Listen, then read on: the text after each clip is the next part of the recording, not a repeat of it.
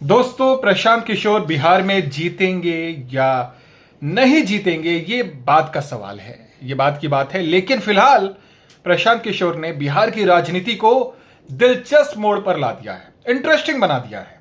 जो कभी नहीं हुआ बिहार में वो अब हो रहा है। जो काम मीडिया को करना चाहिए था वो प्रशांत किशोर कर रहे हैं। उन नेताओं से सवाल पूछकर कि आपने ये क्यों किया, उनकी सच्चाई जनता के सामने लाकर।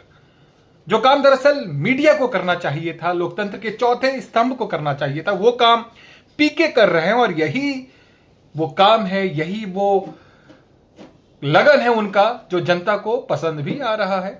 और जैसे उनके फॉलोअर्स की संख्या बढ़ रही है, उनके वीडियोस वायरल हो रहे हैं, तो वो ये एक सबूत है कि कैसे उनकी लोकप्रियता जो है बिहार में दिनों दिन बढ़ रही है। अब देखिए, न्यूज 24 के कार्यक्रम में न्यूज 24 की एंकर है गरिमा सिंह, उन्होंने सम्राट चौधरी से एक सवाल पूछा। वो सवाल जो प्रशांत किशोर उसी कार्यक्रम में बोल कर गए थे एंकर से कि जब सम्राट चौधरी आए तो आप उनसे पूछिए कि उन्होंने 10वीं पास कब की और की भी है कि नहीं।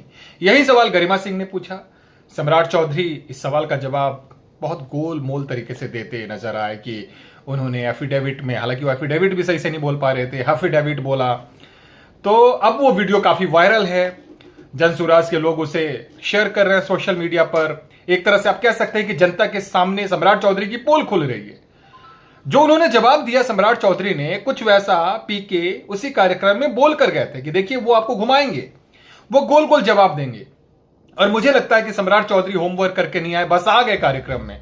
अब सम्राट चौधरी जैसे नेताओं को, संजय जायसवाल जैसे नेताओं को, जो बिहार में बाकी भी बीजेपी के नेता हैं, उन्हें अपनी तैयारी और मजबूत करनी होगी, क्योंकि सामने प्रशांत किशोर हैं जो रणनीतिकार रहे हैं, कई नेताओं को चुनाव लड़ा चुके हैं। पीएम मोदी उनमें से एक है, नीतीश कुमार है, और भी देश भर में आप घूम जाइए तो बहुत बड़े बड़े नेताओं के साथ वो काम कर चुके हैं। तो पीके को बहुत हल्के में नहीं लिया जा सकता। और बीजेपी के जो नेता हैं, खासकर सम्राट चौधरी, संजय जायसवाल, मंगल पांडे, इन नेताओं को बहुत मजबूती के साथ और बहुत होमवर्क करके चुनावी मैदान में उतरना होगा, क्योंकि आने वाले दिनों में प्रशांत किशोर इनकी पोल और ज्यादा खोलेंगे और जनता के सामने ये नेता एक्सपोज हो जाएंगे, और जिसका नुकसान बीजेपी को उठाना पड़ सकता है।